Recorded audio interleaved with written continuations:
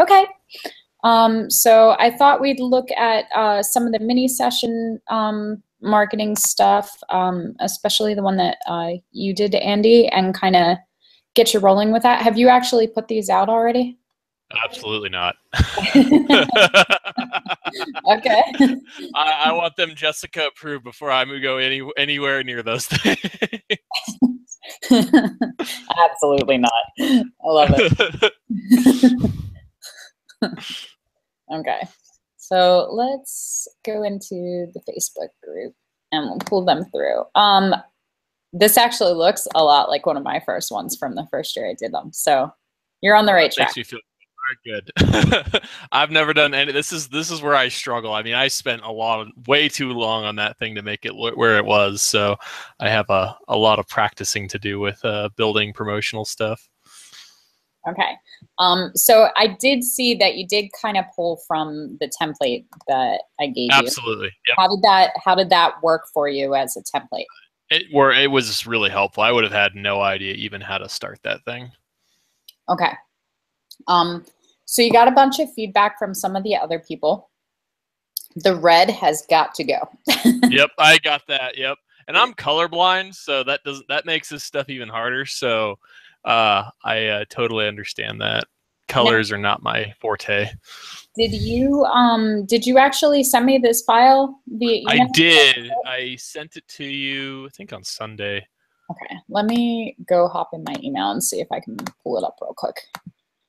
Because if I can, I'll just go in and kind of fix it while I'm talking to you about it. Not fix it, but retouch. No, you can say fix it. I'd say that you're about 85% of the way there. Oh, hey, that's pretty good. I'm okay with a B. Okay.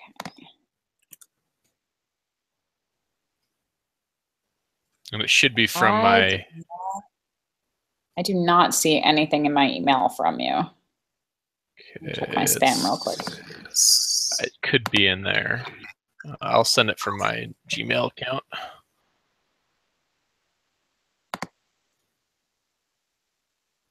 Okay.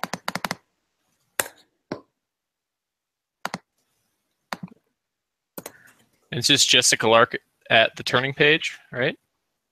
Oh, then maybe the reason I can't find it is because I'm looking at the wrong email. Oh, okay. It might be totally me. Hang on. If not, I can send it from my Gmail account.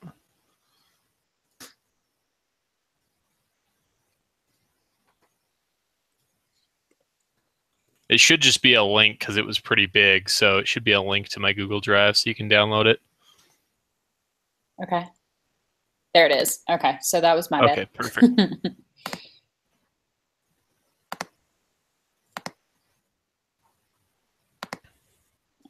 Give me a second to download that, and then I'll just pull that up in Photoshop. Let's see if that is in.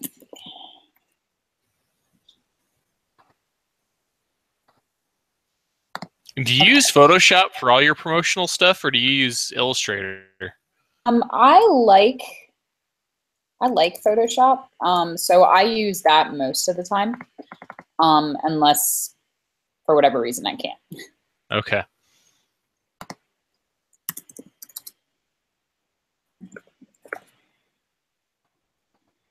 So all the layers are all screwed up on that because I had no idea what I was. I've never used Photoshop like that before, so that was a new experience.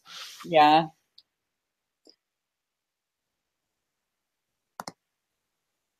Okay, I think I got it. So usually what I do is I'll just keep them. I'll just keep them in groupings so that I don't lose them, because especially with all of my composites and with different materials that I'm doing, like if you're looking at my, I'll just screen share with you real quick. If you're looking at like my recently opened files, you can see like all the layouts for the comic book parts of the Reliquarian that we're working on and things like that. So each of these are different layers, and I have so many that like it looks like a nightmare when you're looking at all the layer options on the side. So That makes sense. so I keep them in groups to kind of keep them organized. When I'm teaching, when I'm by myself, I just have 100 layers until it gets to the point that I don't want to. That's what I've always done. So I was like, oh, what are these? Okay, this is new.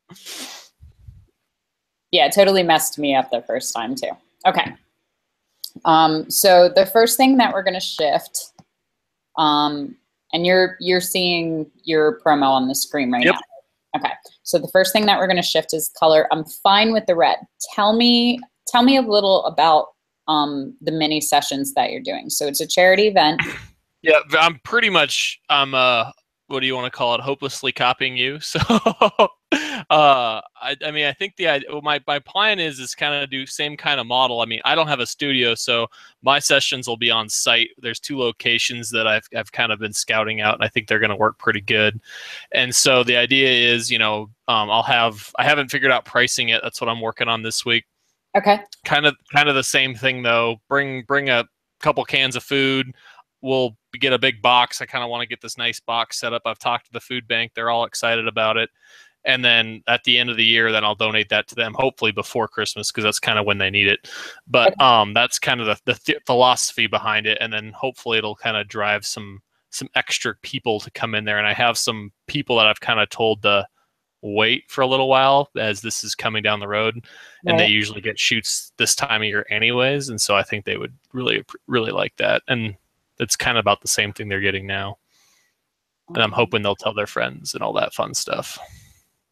The first year that I did it actually went really well for me, for it just being like a totally brand new idea. And I think we ended up doing about 70 sessions. Now we're up to about 300, and we've been doing it for 5 years. So it'll snowball quickly if you market it well and if you keep consistent with it. So the first year that we did it, we had a mom bring in her 2 kids and she was pregnant. Now the baby she was pregnant with has been in the last 4 and is turning 5 and getting ready to go to kindergarten. So it becomes part of their Christmas tradition.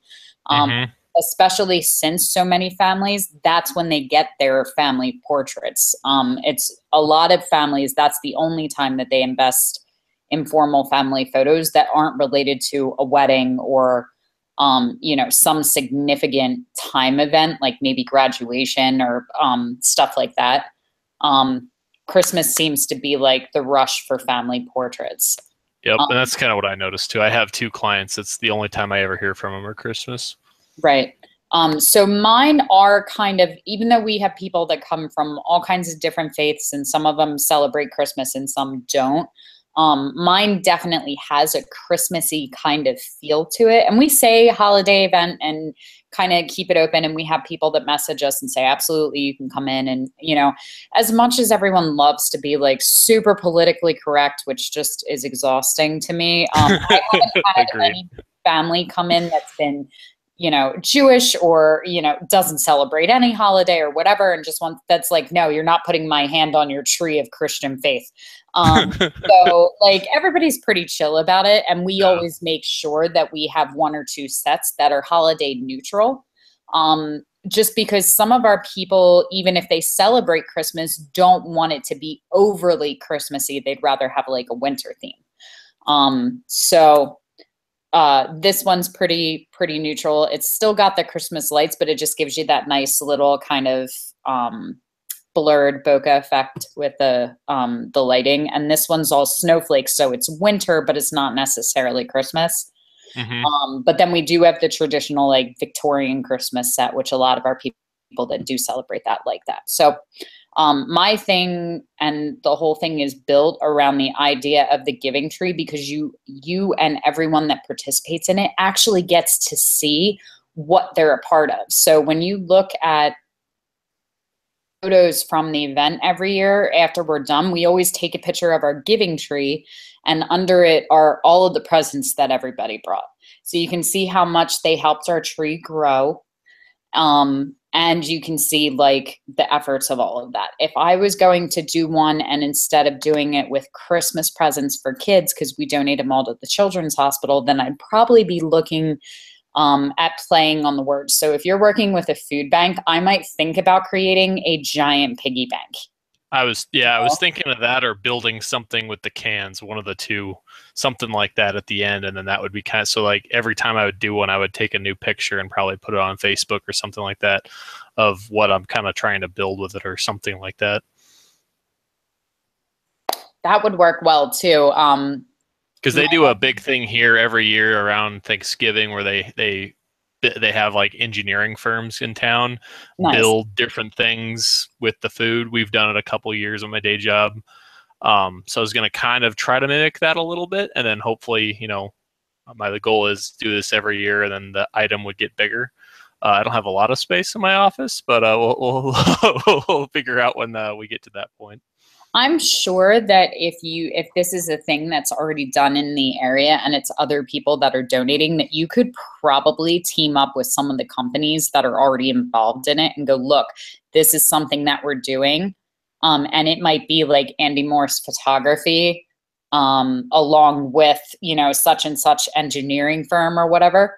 And you could come and take all of the stuff into them. Or maybe even shoot in their office, because it just gives people a chance to connect with them too and to push their business forward. That's a good idea.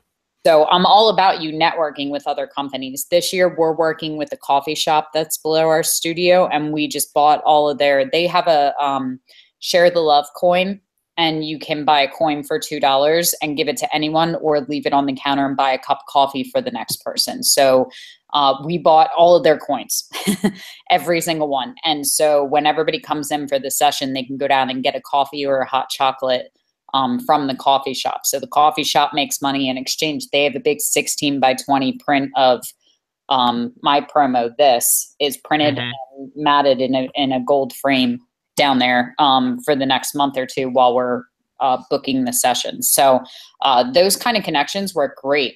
If that becomes an annual thing next year, I'd probably have like a little addendum on here somewhere that said, and we're doing hot chocolate with Javas again, or put one of their coffee mugs or something. I'm all about putting that together. And the more you work with, then it would probably start to become like almost like a little brochure or booklet of all these companies that are coming together for the cause. So I love that idea. Now, for your mini sessions, is the idea to just do all of them outside and in the snow? Are they winter sessions? Are they outdoor family sessions? Tell me about the photos.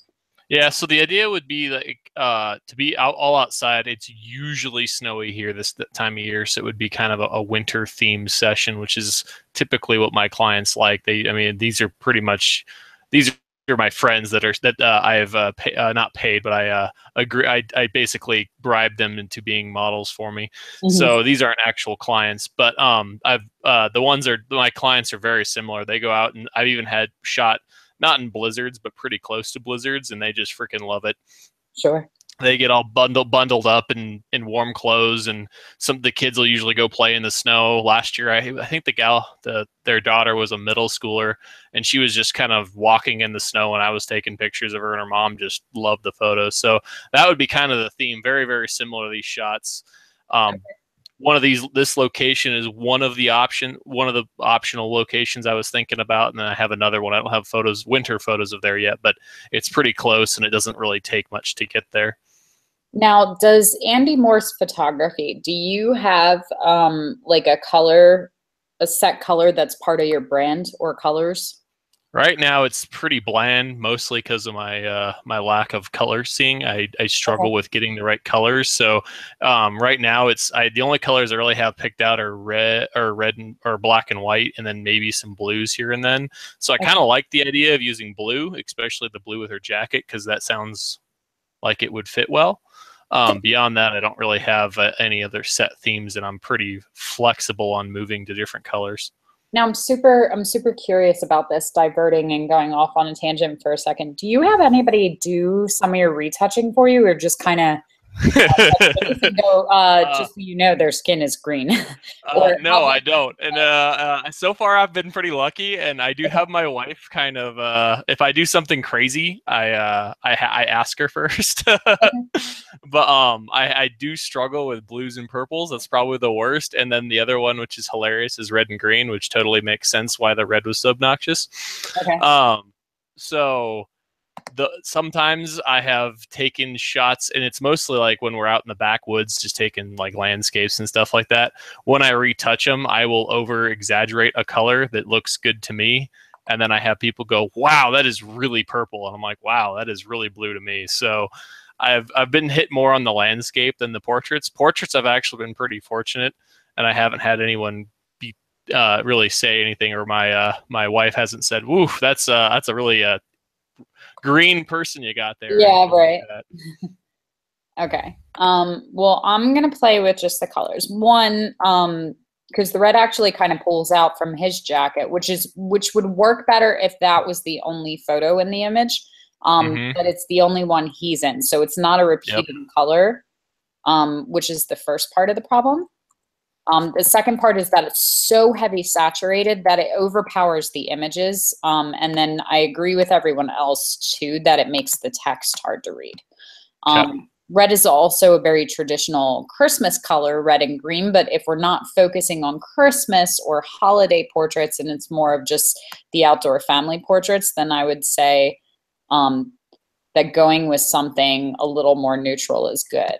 Now this is a lighter version that I'm actually pulling from her hat.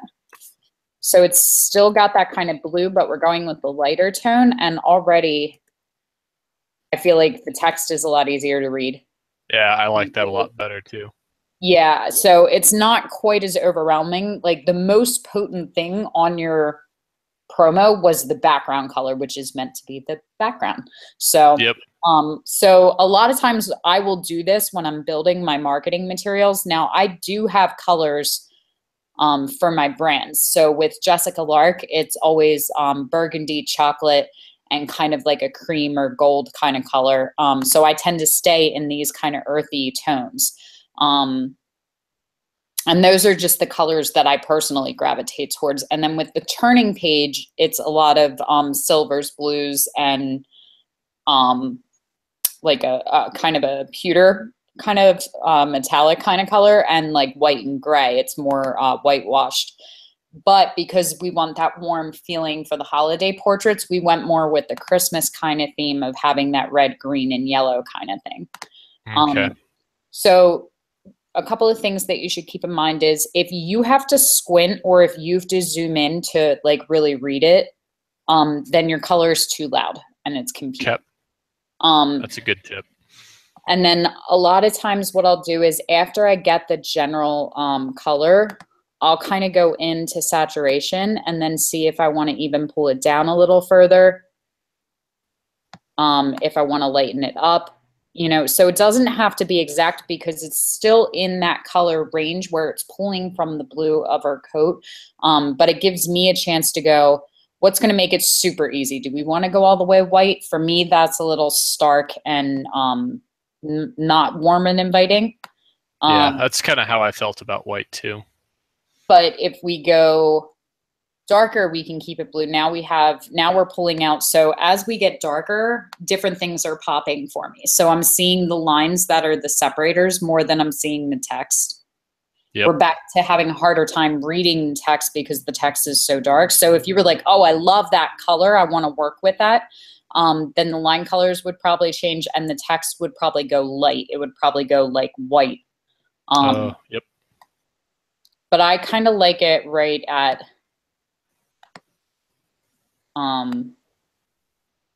the color that we had it. I think it's not overwhelming, but it's still colorful. And because you've got the focus on the kids and we've got these big laughing in the moment kind of photos, I think that the brighter colors and the saturation actually works with that.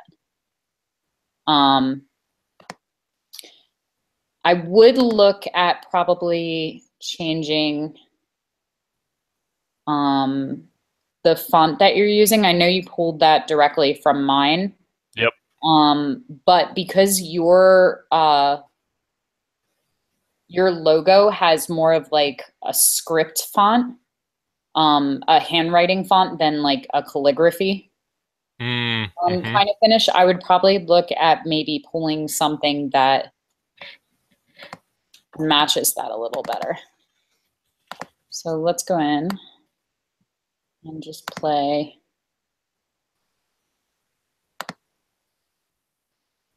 something you can actually see.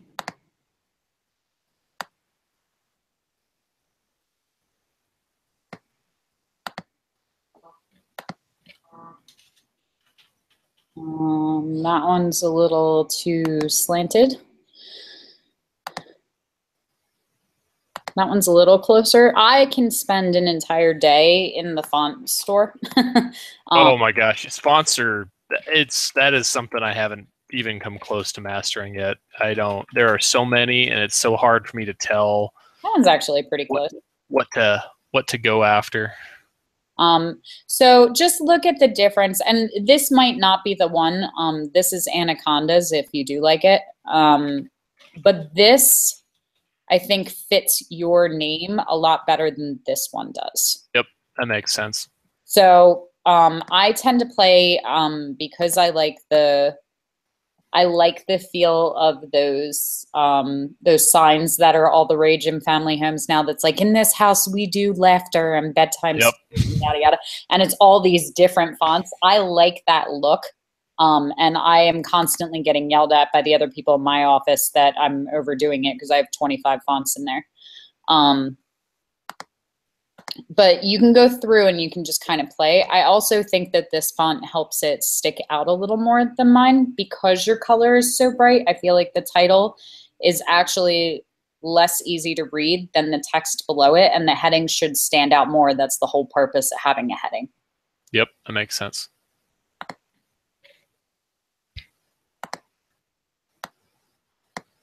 So we'll go in and we'll shift those. Okay.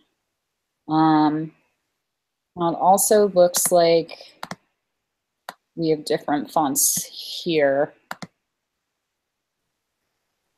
Do you know what the font is that you use in the photography part of your logo? Oh, it's a Gothic font. I know that. I have to look up what the name of it is.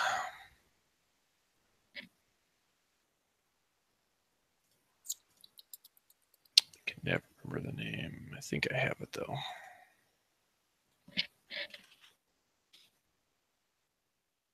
The most important thing about like your general text font is just to keep it easy to read, especially because there's a lot of it. So when in doubt, like as boring as it is, I like the Trahan Pro.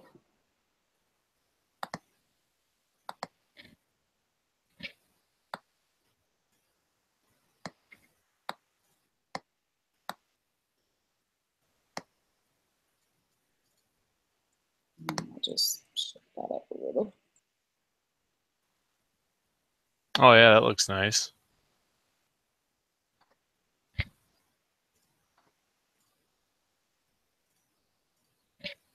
Are you attached to the green in the line color? No, absolutely not. We might shift that too.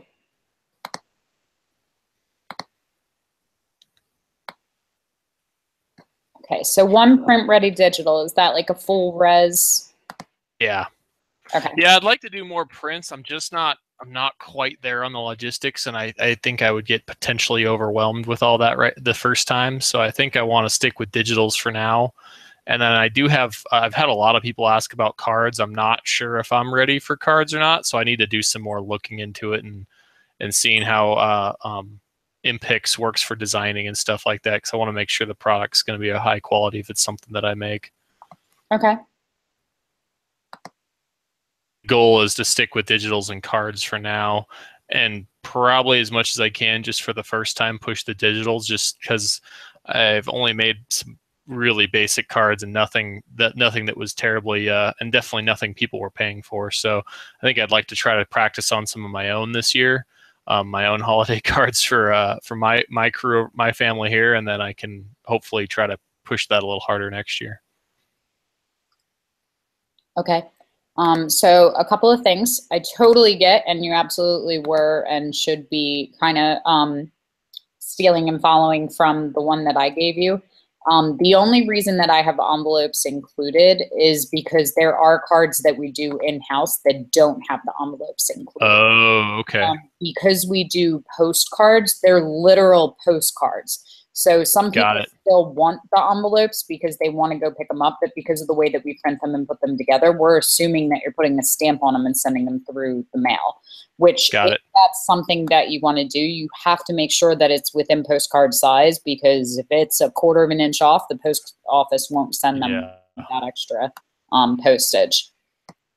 So I don't think that you need that in yours. I'm going to take that out just so that we can...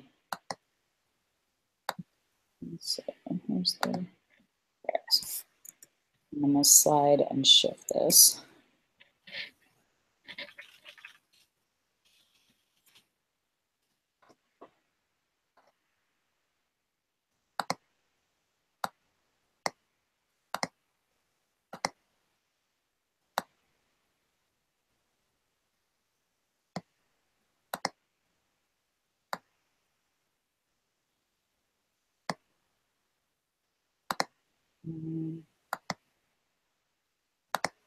Right, so this is 11. Make the text the same size.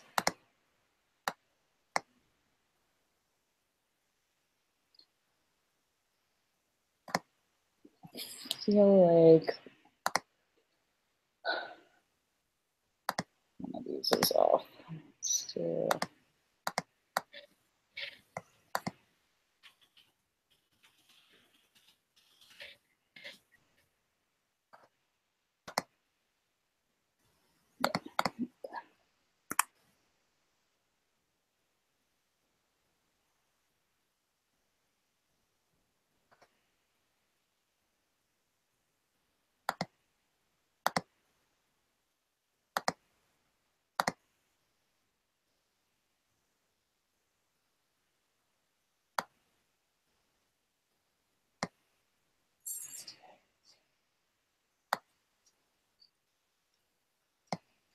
Yeah, dead silence because I'm paying attention to what I'm doing. Oh, that's all right. Okay. So there's just a couple. Carm, come here. Hang on a second. No worries. My dogs haven't barked yet.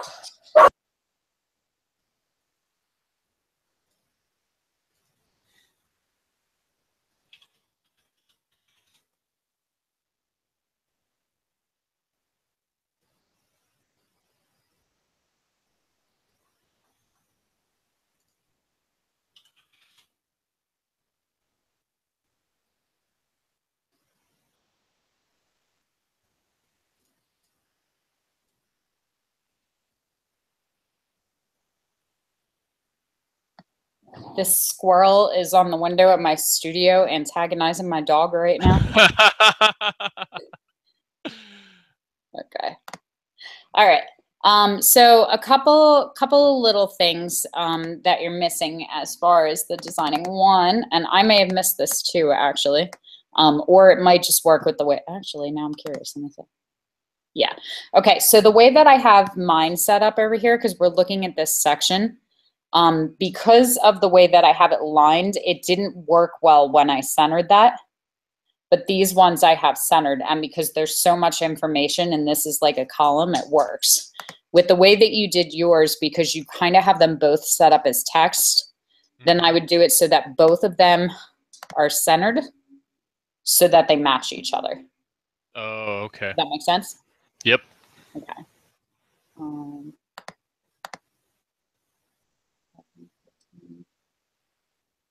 That looks good.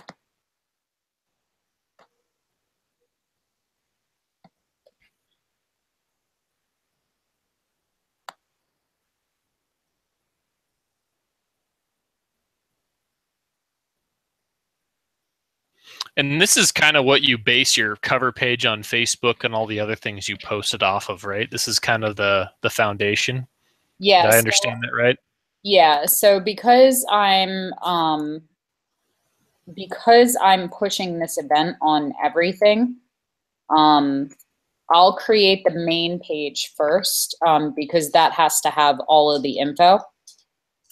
And then I will go in and create the abbreviated versions. And the reason that I do it that way and not creating like the banner page or something first is that it's harder and it's a lot of play. Like you can see I'm like 2 inches makes a huge difference on how far you're like shifting things. So while I'm sitting and I'm playing with all of this stuff, if I'm doing that on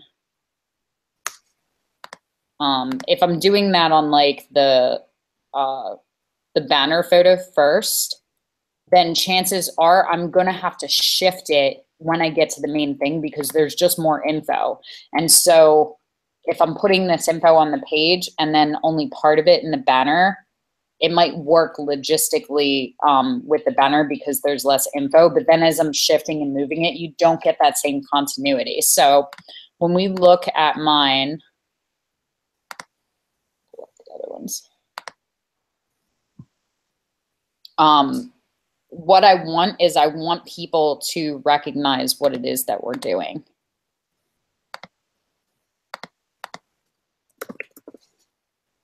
So I want them to be looking at,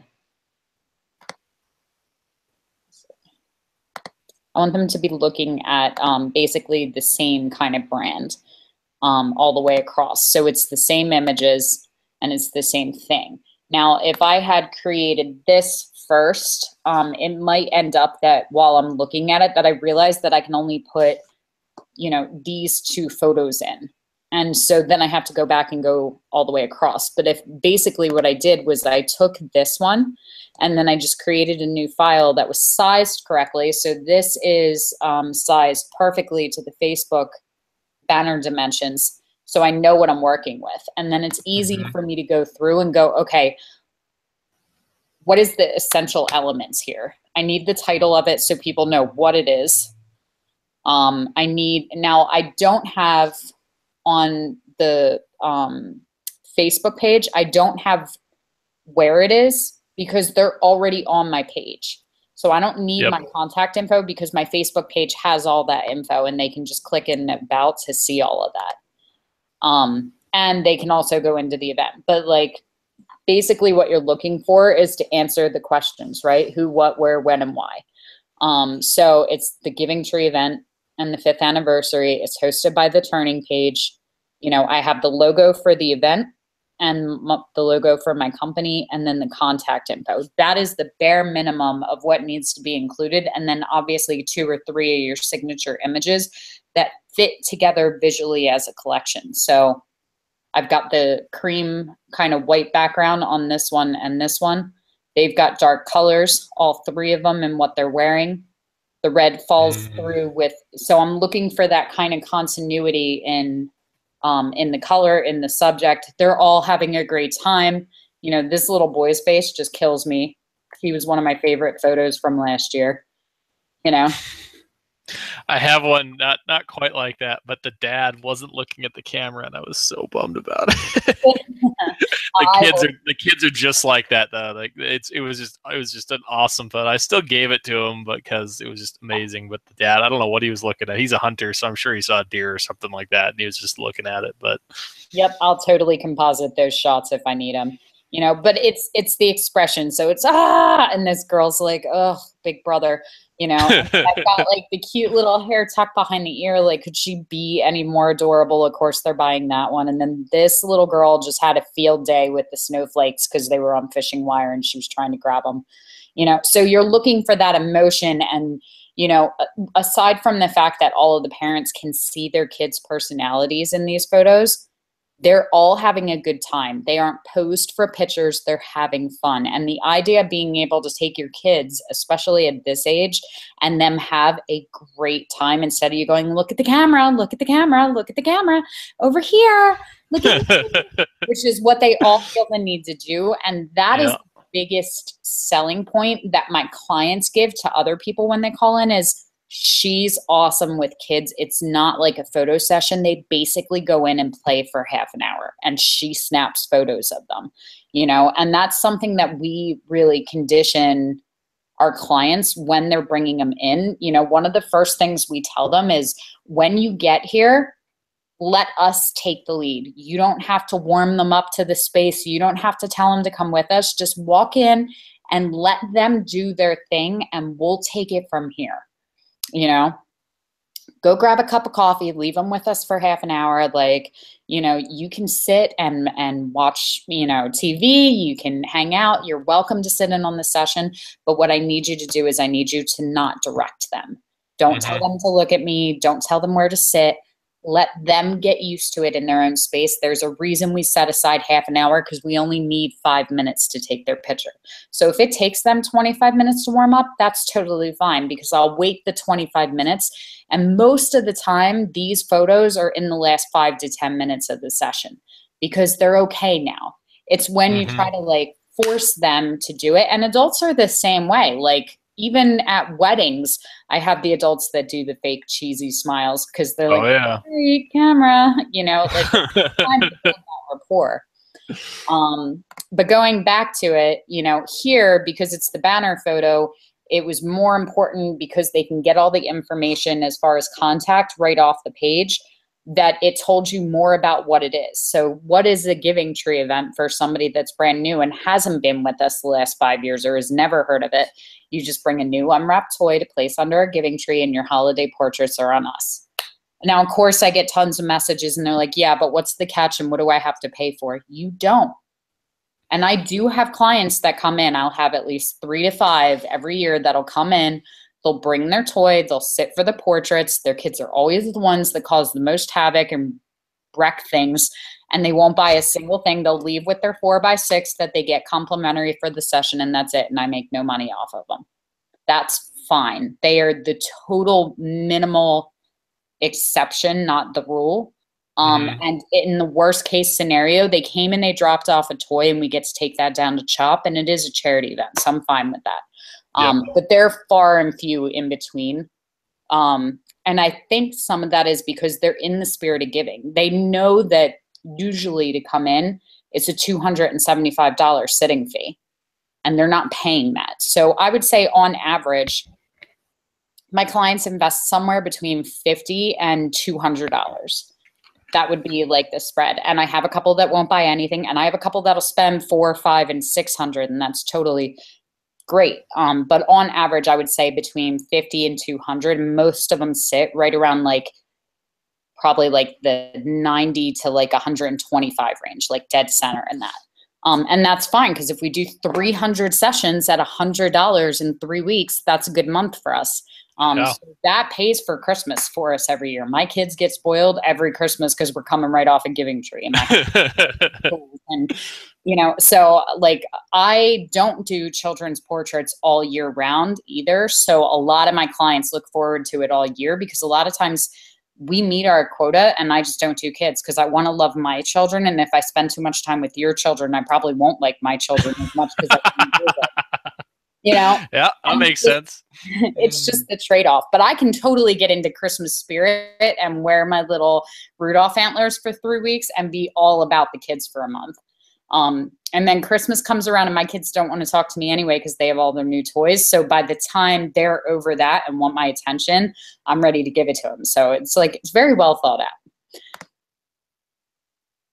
Okay, so going back to yours. I think that the titles work well. I think centering these, and then you can probably shorten the page up a little bit. Yeah, at least the dividing line can come up. And then, but you still have room here. So if you want to do a 10 print, or something else, you probably have enough room to add a line or two. If not, then I would raise this, or actually I would take all of this and bring it down a little closer to the line here. And just leave a little more header space at the top. Yep. Because you have a good bit of room down here. The photos, I think, work well, but they're kind of flat on the page. I would probably go in and shadow them or put a border around them.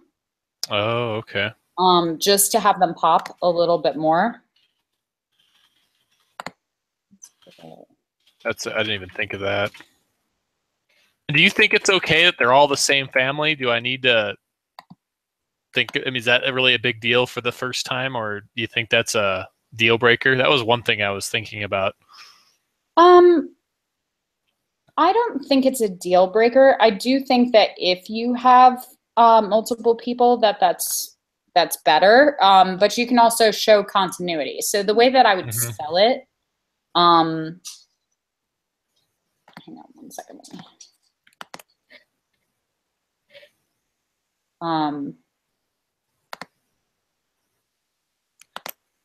The way that I would sell it when I didn't have a lot of photos was that, oh, well, I wanted you to see that you're going to get a lot of good photos from your session.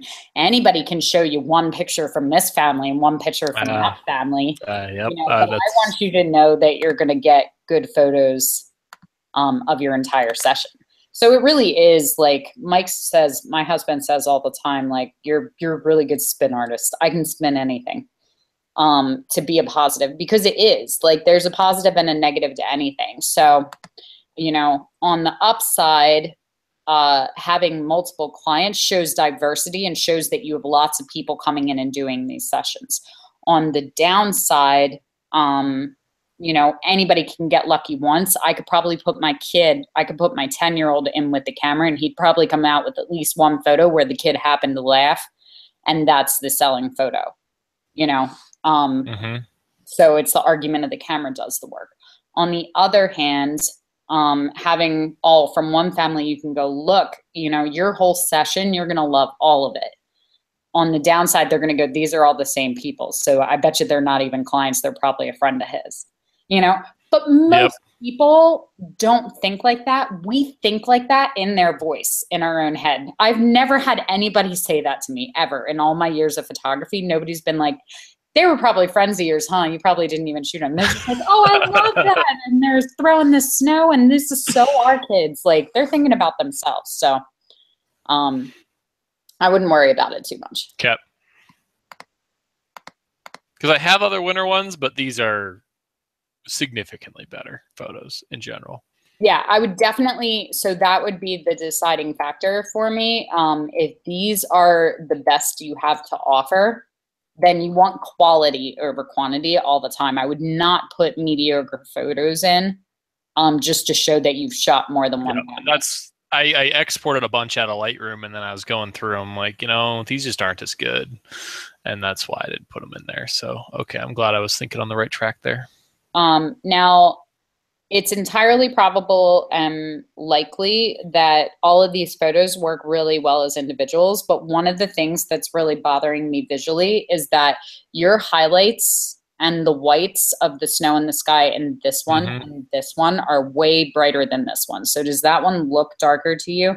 Yes. Yeah. So even though it probably looks great when you're looking only at that image, I very, very often go in and mess with the brightness and contrast and balance the three out.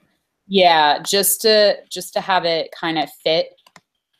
These ones actually look a little warmer, and that looks a little more on the blue. So going back to mine, I absolutely warmed up this one, and I really warmed up this one. This one was very like white balance set, but because she's so warm and glowy, she was standing out like a sore thumb. So these got way tinted towards the warmer dimension than they are in the actual prints that their parents got, because standalone they all look great, but they weren't fitting quite right as a set of photos. That totally makes sense. Yeah, so just and you know what, I didn't bother me, and I didn't notice that when you had the red background. So, I didn't notice it at all till the blues, so I'm sure. Yeah, so well, that's color theory too, because the blue is going to pull out a lot of the blues in the color. So it may be that you have to go in and just kind of play with them a little as you're doing it. And a lot of times I'll do that on the image once I get them set. And you kind of mentioned a little. I know this is a little bit on the technical side, but you mentioned that you've swapped out eyes for when people aren't looking at the camera. How difficult is that to pull off? It depends on how close your photos are. Like, you know, if you took 2 shots one after the other and his eyes are closed in this one and not in the other one, you know, with this one you might have some trouble because they're throwing snow. So if the next one you have is right before they threw the snow, then there isn't going to be any snow in front of them. That would make it a little more difficult. Okay. But like Got if it. you have 2 shots of the family here and he's looking off at, you know, 12-point buck in this one, and then the next one they're looking at each other and they're super cute, and you can pull him from this one into that one, that might be easier. So I'm totally gonna try that. Yeah. It totally just depends on like what you have to pull from. Okay. So I feel like that is a little bit closer on point. All right. So we have the name.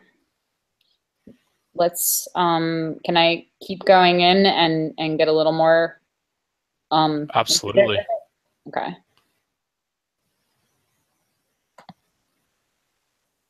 So here I would do Montana, the families rarely have enough food to keep their families from going hungry. For over 30 years, the Missouri Food Bank. So you want something that rolls off the tongue, and you want something that tells you what it is. Mini session charity event. Yeah, that was more of a filler space. That definitely wasn't the set name yet. If we did something like Food Bank Family Photo Project.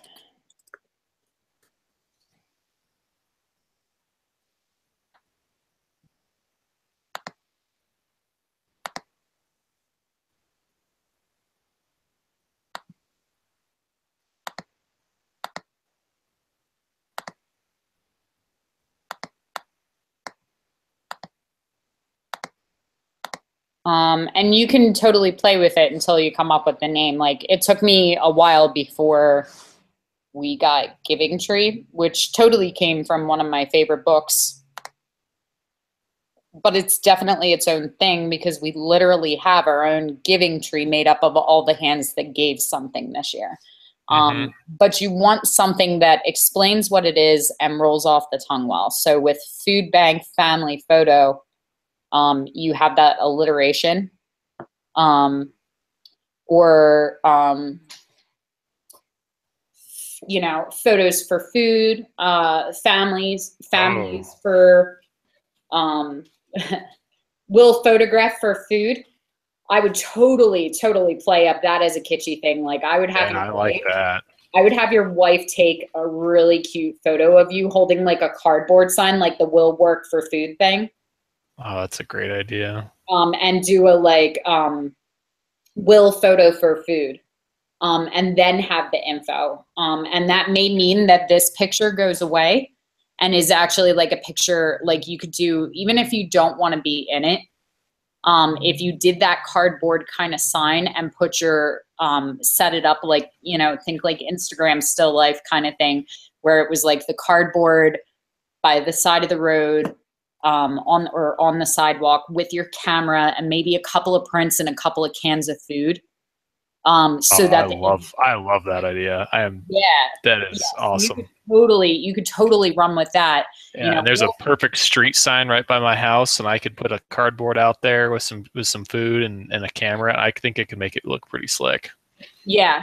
So that would totally be what I would, where I would go with that. And then if photo is telling the story, because picture's worth 1,000 words, then the next thing would be to simplify this section to only the bare minimum. So, you know, you want to be able to kind of break down the ideas into smaller things. The idea was simple: focus on the spirit of giving. That totally works for yours too. You know, each year children bring a new unwrapped toy to place under our giving tree, a tree made up of all the hands who help it grow with compassion and selflessness, right? Tells you what the giving tree is. And there's the picture of it. Okay, I got it. In exchange, we waive our 275 portrait fee. There's the buy it lever because you're getting $275 for free. And we offer a 50% discount on all our collections. More savings. Afterwards, the Giving Tree donates all the toys to the Children's Hospital of Philadelphia. That's where the charity element comes in. This year, we hope to partner with over 300 children. By setting the goal for that, I've noticed that I get a snowball effect where when we start to get close to that, the people that have already signed up start calling their friends and family that have kids to get us over the hump. So last year it was 125 people. That's what we wanted to do. And we cut it short by 2 weeks because I was in Cambodia over most of December last year. So we didn't get to do it the full length of time. So 125 was it. When we got to 80, I put out a note and said, guys, we've only got like 35, 40 more people to go. Who do you know that'll come in and help us reach this goal? And all of my people that had already signed up did all the work for me. They brought in their friends, they brought in their cousins.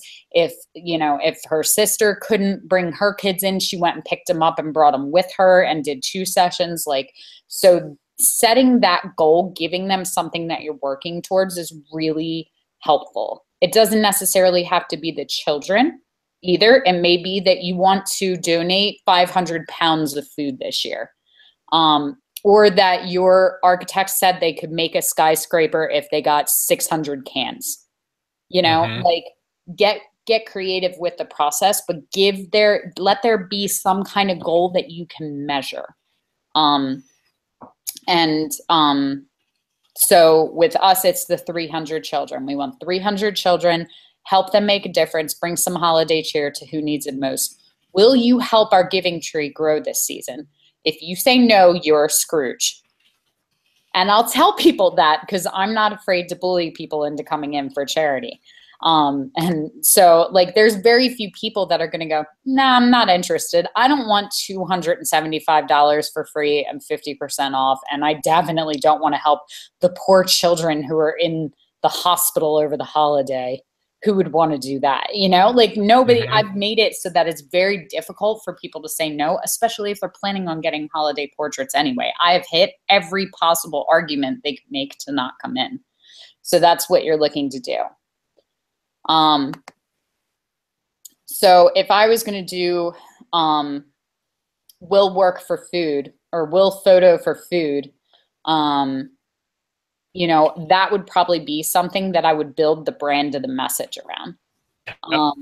You know, because you could very easily go, there's plenty of families that are working and still don't have enough food or still go to bed hungry. You know, you're doing it in Montana, so I don't think you necessarily have to say in Montana because everybody that you're shooting is there. Yep, that makes sense. So many of your neighbors rarely have enough food. Now you've put a face to it. You know, it's different to go, oh, many families rarely have enough food. That's something. But if you go 1 out of 4 families, which means one of your neighbors doesn't have enough food for their kids, that's a lot more powerful as a statement. You know, for over 30 years, the Missoula Food Bank has been working with the local community to help keep our local families from going hungry. You have local in there twice. I would definitely shorten up that sentence. Okay. How about this year we're partnering. Well, you can't say partnering unless you actually are partnering and they know you're part of it. This year we're looking to help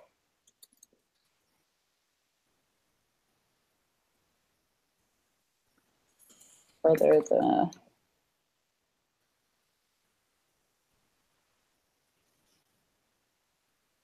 food banks 30-year tradition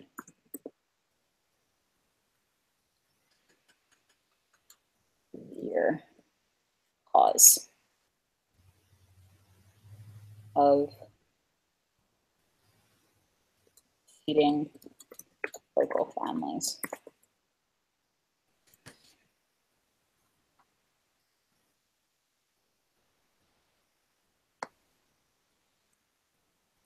During the holiday season, there's an even higher need for food donations in the spirit of the holidays. Let's help our neighbors keep their bellies full.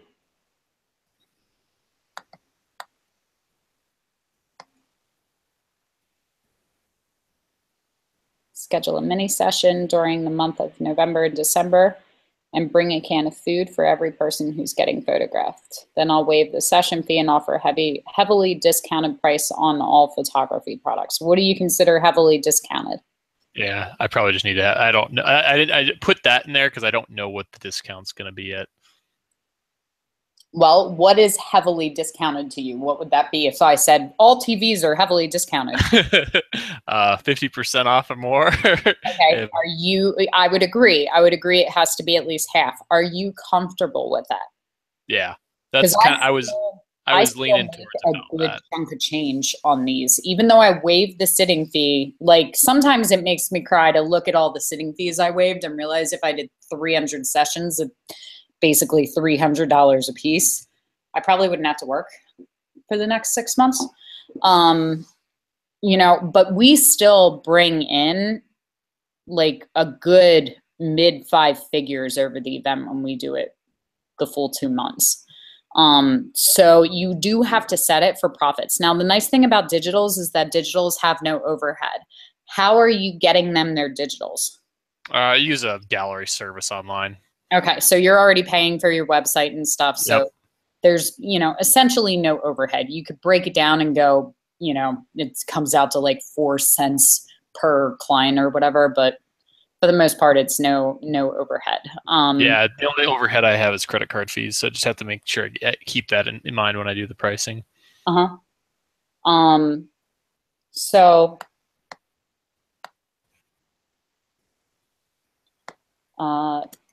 during November and December, we waive how much are your sessions? They are. My pricing is also variable right now because I'm working on that too. So right now it's $125, but that's not what I am going to be sticking with much longer. So Okay. Well, I'm going to put it in there for right now because that's what it is right now. You can totally change it. It's okay. We waive our $125 sitting fee. We waive our sitting fee tells them nothing. Your sitting fee could be $5. You know, we waive our $125 sitting fee. You just told them, here's $125 that you get for bringing in what, a $3 can of food, a $5 box of pasta, like, you know, a 99-cent box of pasta. You could bring 10 boxes of pasta of spaghetti and still put $120 in your pocket that you would have spent on Christmas photos. You know, so it's the way that people math in their heads. You know, that makes sense. Mom is setting aside, I'll probably spend $200 on Christmas photos between getting the portraits and the holiday cards we're sending out. We need a print for grandma. She's doing all of that along with, I need to buy the bike for Tommy and I need to, you know, get Lassie her own well and, you know, whatever the case is. So them having those numbers, that's $125. Oh, maybe I will get my husband that saw he wanted kind of thing. So it helps to have the numbers in front of them. During November and December, we waive our $125 sitting fee. In exchange, we ask that each member of your family bring in a non-perishable. And you need to say that, otherwise they'll bring in things of blueberries and fruit. Yep, absolutely. Yeah.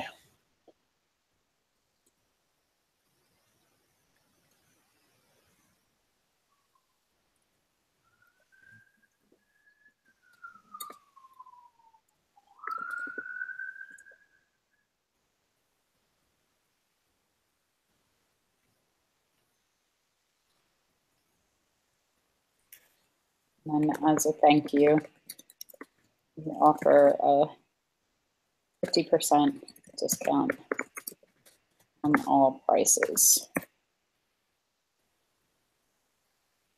Original.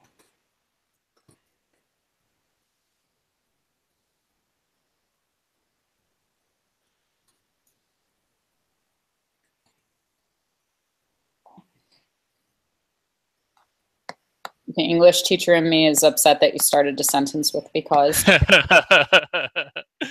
Yeah, it's okay. I thought the same thing, but I didn't know if I liked it back and forth. I went back and forth about 3 times on that one. I think it's fine to say it. No one deserves to go to bed hungry. It's not a because kind of thing. It's just factual. Like, these are your children, your neighbors, your family. No one deserves to go to bed hungry. Everybody's been hungry at some point. And, you know, you don't want an entire town of hangry children running around getting into who knows what kind of trouble. And we can make light and we can joke about it, but it's a really big problem. And, you know, when you start to put faces on it, it makes a big difference. In Montana, many families rarely have enough food to keep their families from going hungry. So kill the Montana and then our neighbors. Is that kind of the idea? Yeah. This year, we're looking to help further the Missoula Food Bank's 30-year cause of feeding local families. Feeding local families. In the spirit of the holidays, let's help our neighbors keep their bellies full.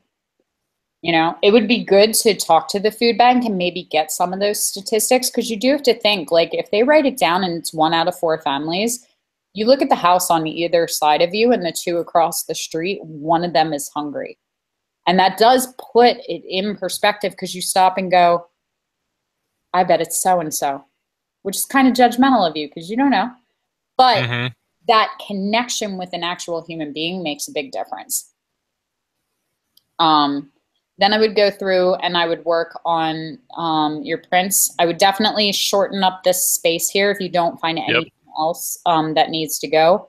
I would take everything else and pull it down, and then I would probably make the title a little bit taller and bigger. I would probably look at the font for this too, just to make it a little more prominent. Digital prints, I think, are fine. Then you would just have to work on the prices for those. I do use MPix for my cards and WHCC. They sell them in groups of 25. We do the boutique cards that are like die cut and pressed. So those come out to somewhere between,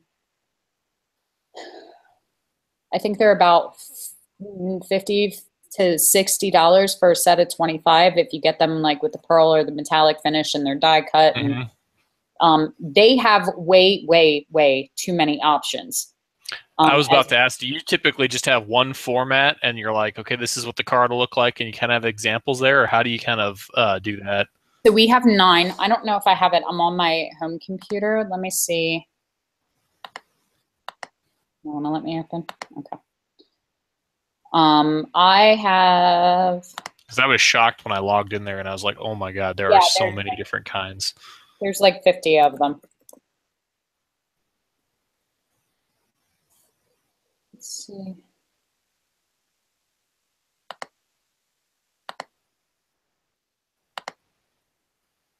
I don't think I have it on this one, but I'll show you. I'll post it in the group when I get into my office this week.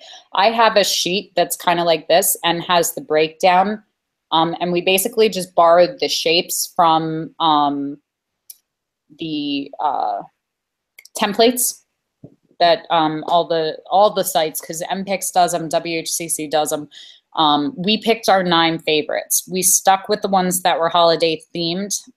3 of them are the ornament ones, the snowflake and the Christmas ball kind of thing that you can put a ribbon through and hang on the tree. We sell them for grandparents, you know, and family members.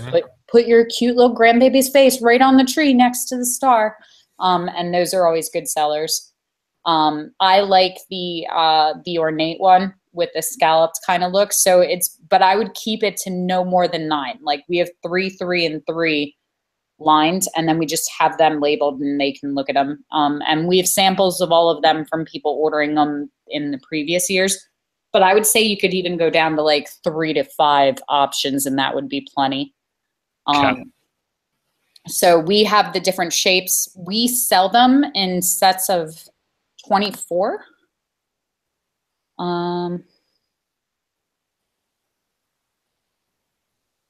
Sets of 25. Yeah, see, I even messed that up. That should say 24. So usually we sell them in sets of 24 so that we can keep one for the studio because they come in sets of 25. Oh, that's a great idea. And same thing with ours, we have the keepsake accordion books are like the little magnetic ones that fit like 10 pictures. They come in sets of 2. WHCC and I believe MPIX too, I know WHCC does, they sell them in sets of 3. So they get 2 of them for the parents, the grandparents, because usually when they're buying in pairs. Either it's for mom and dad, it's for both sets of grandparents, you know, whatever the case is. And we keep the 3rd one for our studio. And we have a whole wall of like a magnetic wall of nothing but all of the little accordion books that we've had done. So usually my general idea is anything that's sold in a set, I sell them one less than you have the option to buy so that I always am getting free studio materials. So I have stuff to show the clients rather than here's a set for you and then I'll order. I don't need 3 copies for me, but they sell them in sets of 3. Same thing. I don't necessarily need 25 cards of your kid and your holiday card, but having one from each, you know, each family shows the different layouts and styles and things and lets people look at them.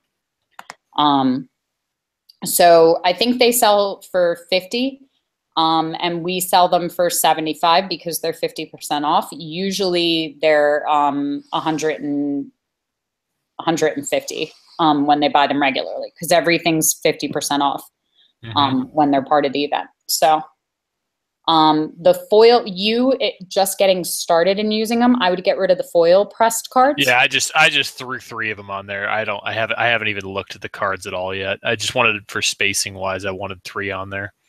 Okay.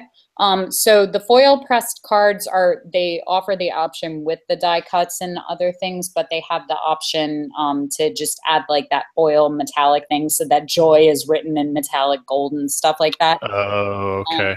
But if you're just doing prints and cards for the first time, I would keep it as simple as possible for you. So maybe postcards, flat cards, and folded cards, something like that.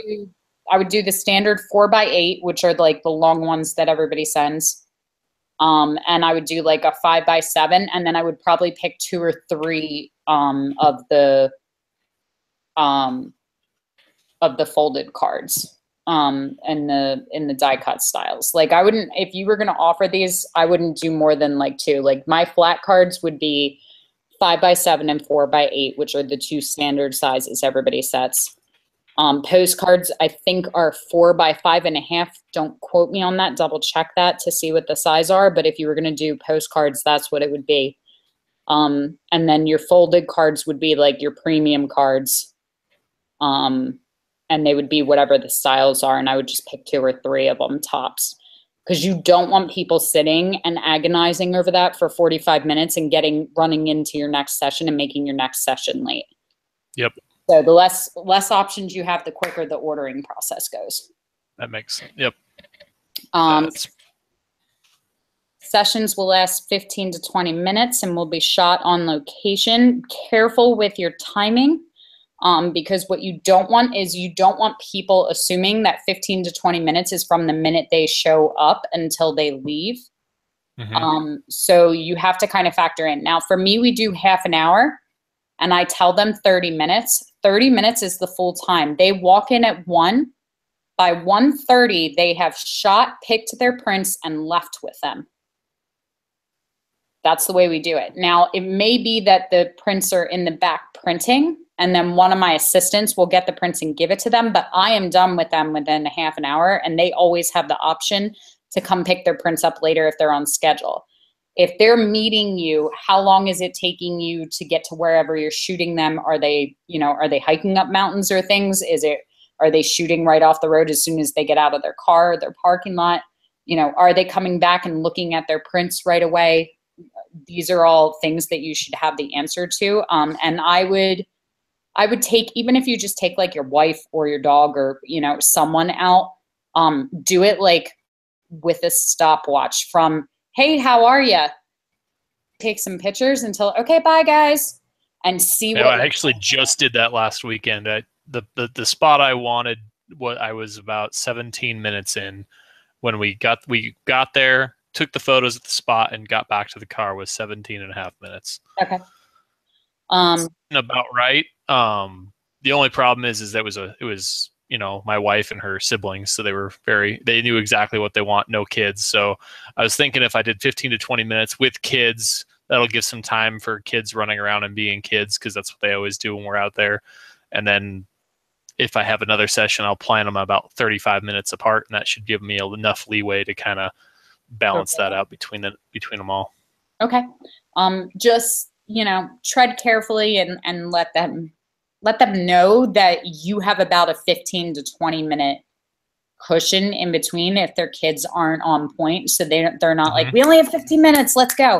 Because I have parents that come in super high strung, but I also have clients that come in that get upset because it runs over, and they plan something for 25 minutes later because you said it was going to be 20 minutes. So just keep in mind that it's like, it's the ship off course. Like if you're an inch off course, by the end of the day, you're several miles off course kind of thing. At that first session, throws you off, it really will like domino effect the rest of the day. So that was something that we struggled with the first year or two that we were doing because we had so many sessions. So for me, I needed an hour per session for me. They were still half-hour sessions with a half-hour buffer. Now I've gotten them to the point that I can do them back-to-back in 30-minute segments because we worked the system. We got all our ordering out. We realized we had too many options in the cards and, you know, streamlined, but it probably took about 3 to 5 years to really get to the point that we knew our system well enough to just roll with it. That's a good, I'm going to do the same thing.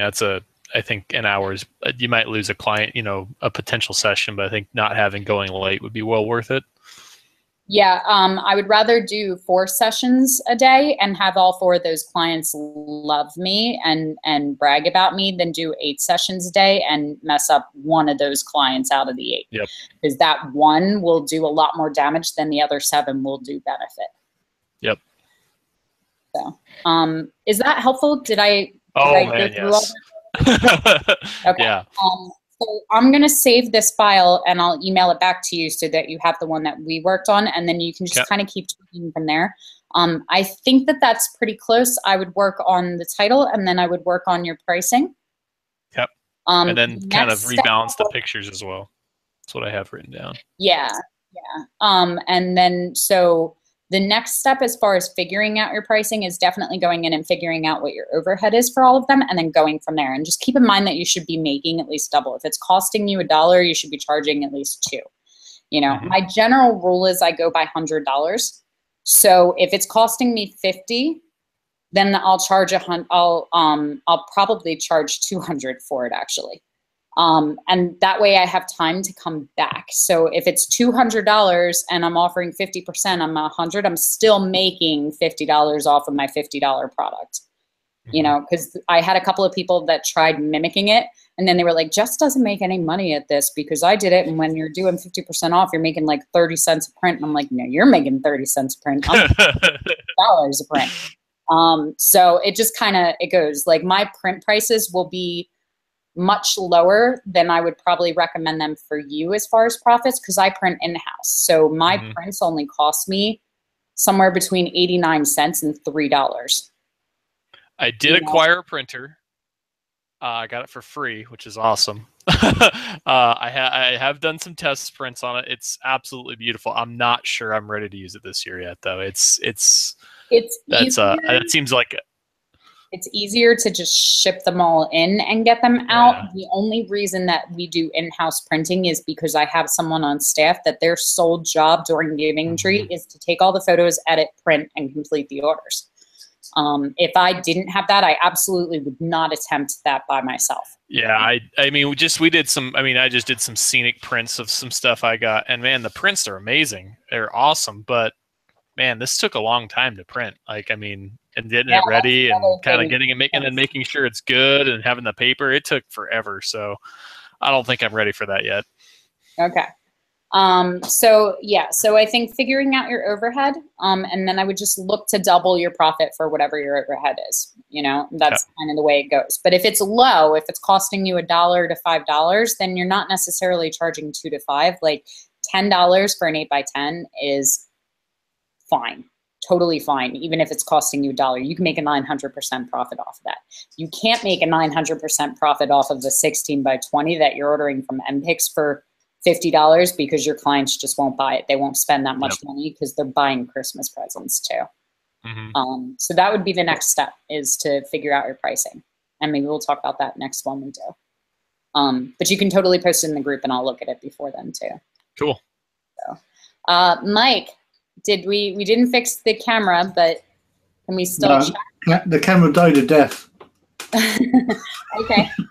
Well, I was thinking about going offline because I don't necessarily want to broadcast with Pixify because I do have all my client info in there. But I know you've been kind of like playing around with that. Would it benefit you if we spent like 20, 30 minutes and kind of went through Pixify off the scenes?